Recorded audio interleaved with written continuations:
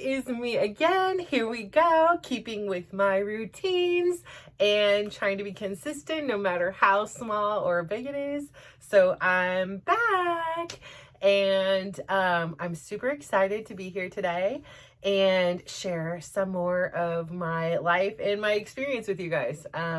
So today is Self-Care Sunday, and you're like, what is Self-Care Sunday? Well, when I started therapy many, many moons ago with my current therapist, she had asked me like a serious question. She said, what do you do for self-care? And I just looked at her blankly. She just kind of looked again, and she's like, maybe she didn't hear me, so she repeated herself, and she said, what do you do for self-care? And so I said, what is self-care? And she kind of looked at me like, is she joking? Because sometimes I'm like a joker in there. And she's like, Natasha, self-care, like, you aren't with the kids, you are reading a book, maybe you're getting a massage or a pedicure, you go to lunch by yourself or the movies by yourself. And she's just giving examples, and I'm staring at her just blankly, confused, like, these are options. These are allowable things that we can do for ourselves. I thought if you became a mom and a wife and a business owner, those other things, there was not time for that. Like I needed to, marry somebody rich that, gave me the luxury of being able to go out and have moments to myself where, the nanny and the maid and the, housekeeper and whoever else were taking care of all the other things, which would allow for lovely things to do in self-care. So I was like, none. I don't do any of these. So she literally hands me a printed out worksheet of self-care. And she said, look at these. I want to see how many do you do? And it was, 2 columns full of things. Not a one, not a single one. I mean, I'm like, there are a lot of things I would love to do, but yeah, I don't do them. Even if I remotely had the time to do them, I would feel extremely guilty that I was like now not giving my family more time or my business more time or, working, doing anything else but taking care of myself. And then I would also feel guilty to be like, oh, I'm going to go get a pedicure, which is going to take money from our family. Like I could feed our family a whole meal for the cost of a pedicure. And, like I had these like beliefs in regards to self-care around me. And then, like quite candidly, she was like, you understand, this has been an evolution, like, like in her nicest possible way. Like this isn't how she speaks, but just, this is my interpretation of it, is like, the same thing we go back to, like on the airplane with the, when there's an emergency, like put your mask on first. And I remember sitting there thinking, you're tripping. I hear you're telling me that in the event of an emergency that my 2 kids, like I flew once, I was pregnant with my 3rd kid and I flew with my grandma, which should have been like a help, but actually she was a 3rd child. So I was very pregnant. I had, well, gosh, I had a 5-year-old and a 3-year-old and then a grandma. Okay. So, I had all the luggages, all their little, toys to play with on the plane and such. But I remember sitting there listening to the whole spiel and, in the event of an emergency, be sure to put on your face mask first. And I was like, these people are tripping balls.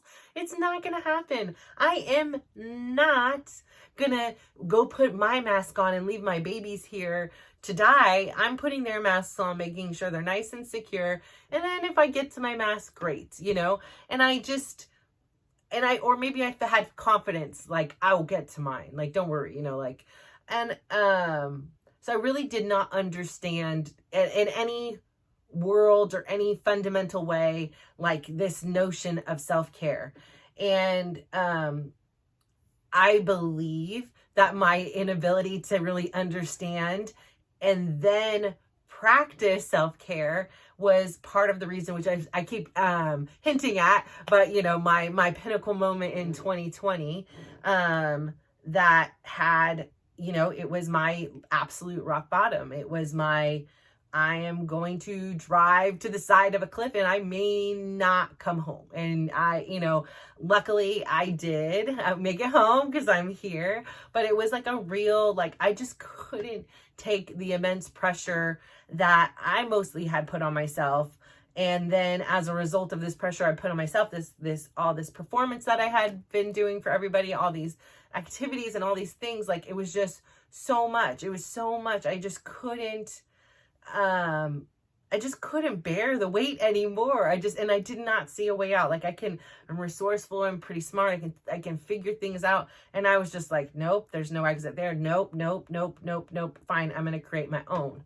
And, thankfully I had, a moment of rationality, and I'm here to tell the story.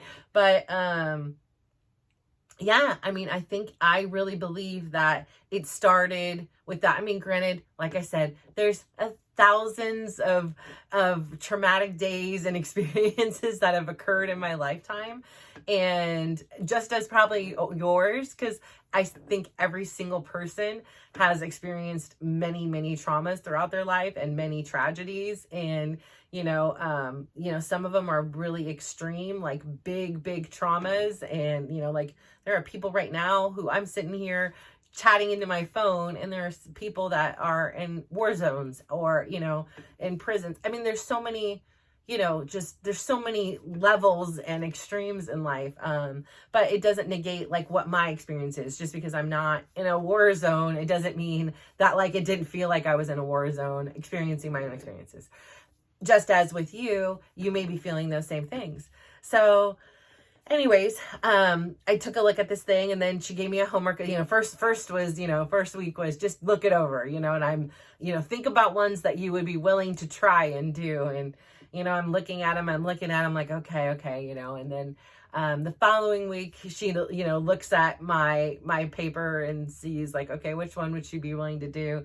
And she just, arbitrarily just picks one. She's like, okay, here, you have this one picked. It won't take time, like, you've admittedly said you're a foodie, you like to eat. So this one was go to a restaurant by yourself. And I had never in my entire life been to a restaurant by yeah, I've been through a drive-through by myself and like gorged and ate the food, in the car. But I had never like went in, or I've picked up food to go, but I've never went in, sat down, and had this whole thing. And so the first week went by, and I hate like when somebody gives me like an assignment, like I'm going to do it, like, I don't know, there's just something in me. Like, I don't want to let you're back to my Miss Molnar teacher, that I don't want to let you down. Like my therapist is very good to me and very kind to me, and, listens to me when I cry, and, listens to me when I'm confused about relationships, and, gives advice and prays for me. And like, so,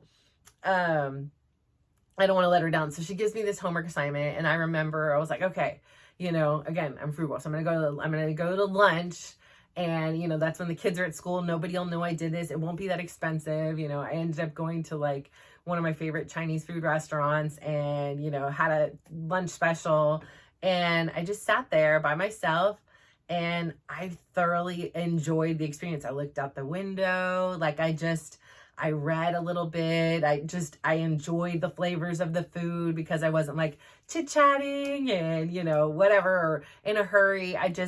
I really enjoyed it. And as awkward as I felt like in the car before, I was like, okay, you could do this, go in, you could do it, come on. Once I got in there, it was like, oh, why am I, there's like two other people in here, and they're by themselves. Like, well, why am I making it this big deal? Before I used to see people alone, and I would get like sad puppy eyes, like, oh, it's so sad. Why are they by themselves?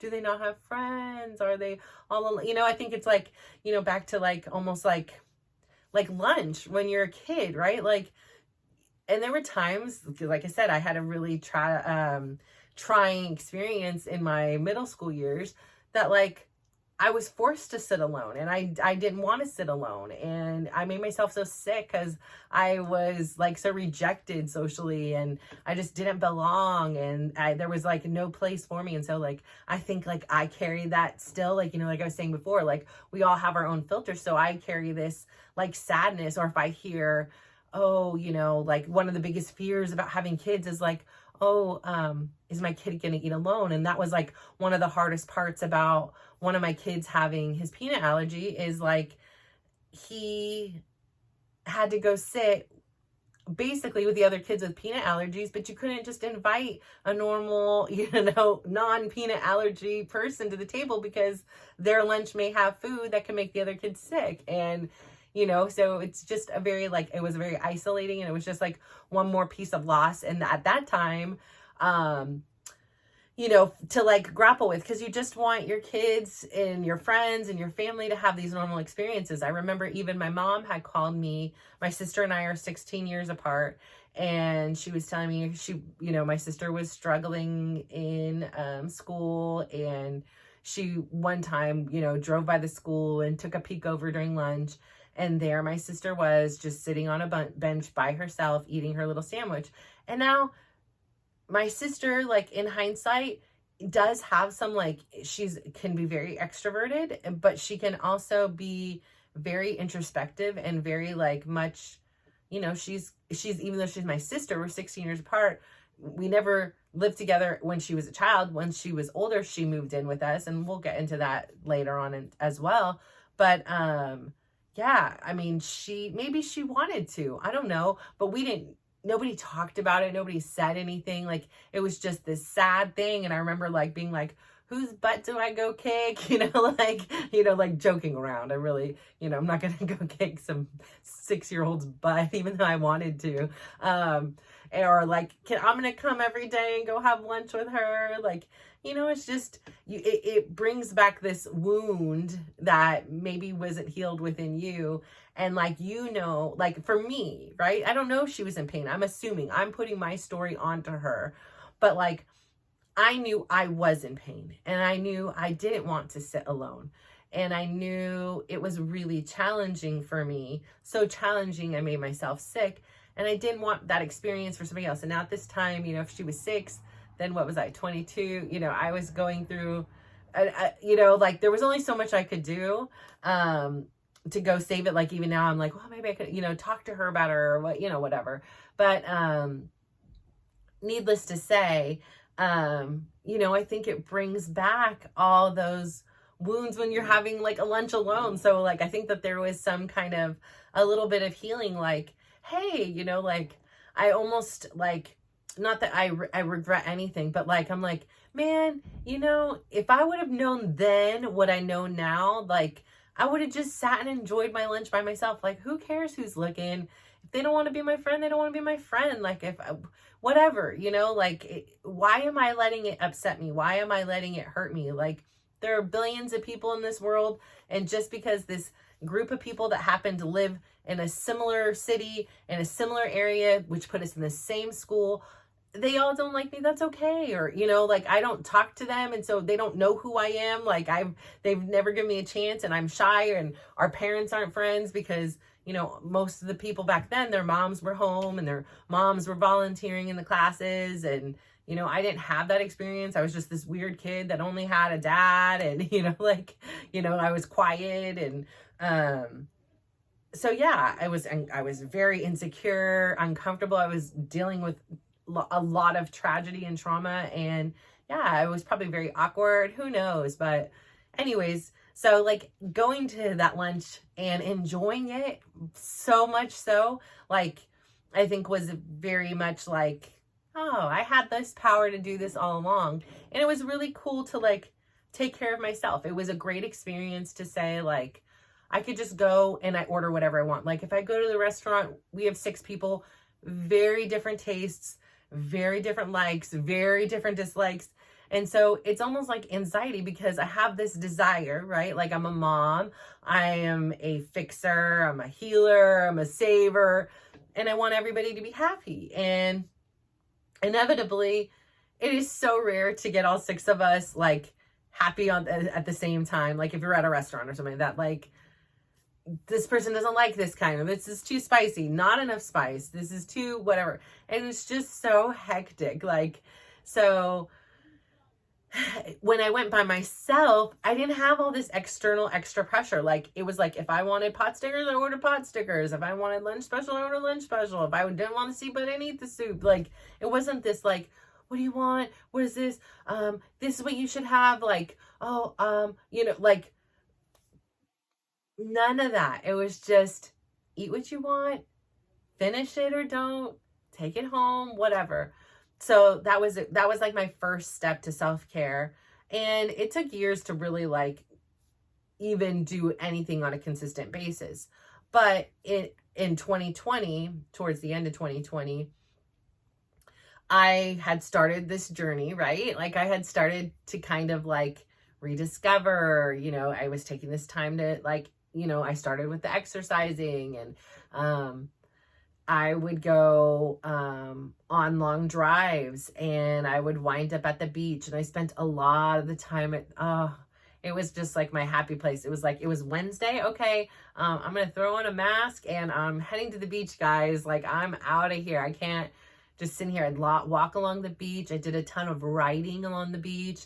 I did a ton of just staring at the water. It was so like healing. It felt like all of my troubles were just kind of like washing over and then washing away. Just all those silly things that I've been holding on to. And it really gave me this like quiet place to just kind of process a lot of things. And so when you're a mom, and especially like, I get it, like now I have the luxury, my kids are older, right? I have a 24, a 22, an 18, and a 15-year-old. So they're older. They're self-sufficient. If mom isn't here, they can throw in some pizza rolls or make a bagel or a smoothie or toast. Like they will manage, there isn't I don't need to be here for every second, right? So, I had to myself though, like, even though it was only like 3-4 years ago, I had to do something where I needed to have this space designated for me. I needed to put it in the calendar, because like so many days would go, it would be like, oh, my therapist would ask like, so what have you done for self-care this week? And I'd be like, nothing, I mean, we're talking like not even like a face mask. It doesn't have to be I'm going to lunch or going to a movie or taking a long drive, or I mean, it could be a 5-minute walk. It could be a longer shower. It could be just laying in bed listening to soft music. It could be reading a book. There's so many things. You can really define what self-care means to you, and it's always changing. Like sometimes what I need for self-care today is not what I may need next week. And just because I have it on, it's called Self-Care Sunday, it doesn't mean that I can't take care of myself on Monday, Tuesday, Wednesday, Thursday, Friday, or Saturday. It just meant for me, like I do really well with like schedules. I do good with routines. And if I had this on my schedule, I was more likely to do it. And so I coined it Self-Care Sunday in the calendar. And of course, like all change has resistance. And I had a lot of resistance from my family, because it was like, I was always around. I was always on call. If I was going to go somewhere, everybody had to come. And so I needed to learn how to be able to go out into this world and not just be a mom and not just be a wife. I just needed to find out who I was. And like when I would go, like all of a sudden I'd be getting calls like, where are my socks? Like, did you look? No. Okay, well, Ma, I know it doesn't seem like it, like, but I am busy.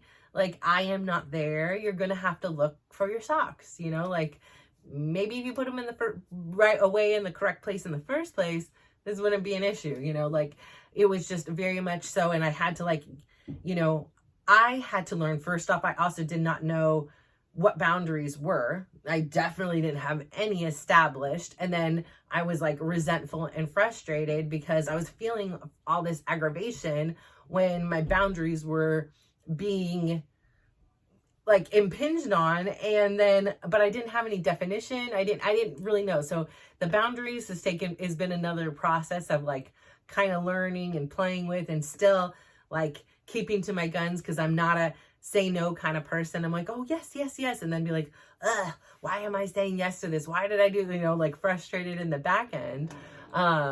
Like I've done that for like been team managers of things, and I'm like, I didn't want to do this. Why am I doing this? And now I've spent 100+ hours and blah, blah, blah, blah, blah, blah. My kids are now having to like get to games early, and I have to print out game cards. It was like, and it wasn't like something I wanted to do. So why am I saying yes to this? So learning like how to define my own boundaries, like get quiet with myself long enough to be like, okay, what things like upset, like, like noticing when I'm starting to feel that way and be like, oh, and then like connecting it. So like, okay, I can't go back in time and fix it, but going forward, I could be like, okay, this isn't working for me. So yeah, like my kids and Chris calling every time I'm leaving, like, listen, I've been gone for 15 minutes. This is my self-care. Like I need to do this. So I really, on the initial part, what I do a lot of times I've noticed as like a pattern in my own life is like, I tend to like overcorrect or like overcompensate because it was like, okay, I'm with you all the time. Now I need to be away from you so that I can have this place and this space. And like, even then they'd be like, oh, now suddenly like be like, oh, I'll come with you. And I'd be like, oh, okay, sure, yeah. And then I'd be pissed off the whole time. I'd be like, I just wanted to be by myself. Now I'm like, are you hungry? Are you thirsty? Like, is it too cold? I have a blanket in the back. And I just automatically go into that. And I was like, that's the whole point. I'm trying to figure out the balance of like not being that way, but still showing I care. And I need to like be apart because it's too much my default pattern to go right into that. And I need to learn how to not. So like setting boundaries with myself in a way. So I have a self-care Sunday. And for a long time, I was really good about like going to a beach, going to the city, going someplace and just distancing myself from my life in this house. And eventually, like now, again, like I said, I've self-corrected, like I find like self-care in different ways. Self-care can even be at home with everybody here, with the door shut. Like I define it every week. And I think it's such a beautiful gift to give to yourself, especially as a mom. Like our tanks get so depleted. I mean, I could just imagine again, like, it's like, I am putting myself in your shoes because I know what my experience was. So like all you moms out there with young kids, like shout out to you, like the nights and the worries and the, like, it's just so, and there's so much pressure and like even more so than when I was raising my kids because we didn't have Pinterest. We didn't have, mom bloggers and we didn't have like the information just wasn't so, I had books and just experience and, like my own fantasies because I didn't have a mom of what a mom would be. And I was trying to live up to this imaginative, idyllic mom, like, like the Brady Bunch and all, like any of the perfect moms we saw on television, Growing Pains, like, I'm trying to think back right now of all the shows like I grew up on and like, formed this perfect mother figure in my mind and was like, yeah, that's who I'm going to be. That's, that's how all moms are. And if my mom was here, she would have been that way with me. And my whole life would have been so much better. And who's to say? Like, there is no guarantees. I actually used to joke when I was a teenager and say like, or teenager, early 20s, I used to say like, it is a good thing. My mom like drives me so insane. Sometimes she's like the sweetest person at times, but sometimes just gets on that nerve. And I think it's like a special mother-daughter nerve because I know I get on my daughter's nerves that same way. Like it's just this short that like it's different. Like my boys don't react to me like that. And I laugh and I just say, it's just got to be that. But I used to say, like, if my mom would have stayed, like, it's a good thing she left. I probably would have, like, ran away or, did something and wasn't on earth anymore because she would have drove me absolutely up the wall because I'm such an independent person. And now I don't know if that was by nature or by, like, survival. Like, I had to be. But, like, and she, like, even with my sister that's 16 years younger, she was such a coddler. I mean, we went over one time and oh my gosh. So we went over there and my sister must have been a junior in high school. And we're going to have food, lunch or something like that. And we go to sit down and out comes an apron and a cup with like a lid and a straw. And, kids, like when they're kids, you want to grow up and you don't want the sippy cups anymore. You want the big, I'm grown up, I want the cups.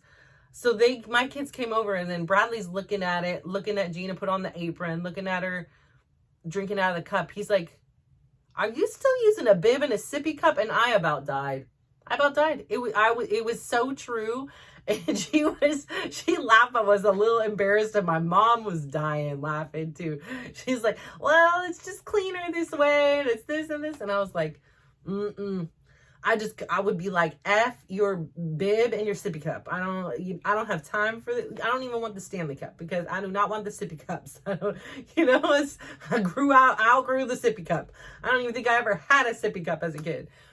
But, yeah, so like, it's just, self-care is such an important thing. It has been the fuel to my process here. Like, I really do believe in finding whatever little ways throughout the day, ideally little bits every day, because life is hard. It's really hard. There is so many demands on the modern woman, like to be able to cook and clean and raise wonderful kids and have like nurturing relationships and foster their mental health and help them find their purpose and, make sure that they get into good colleges and make sure that they're,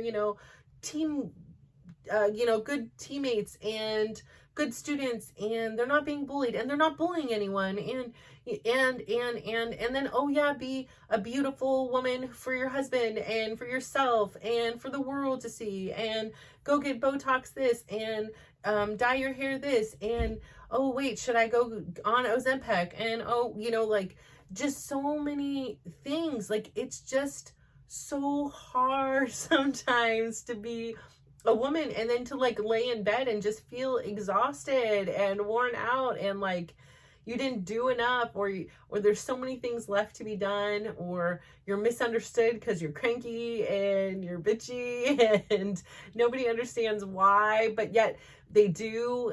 Like, if you're another woman, you should understand.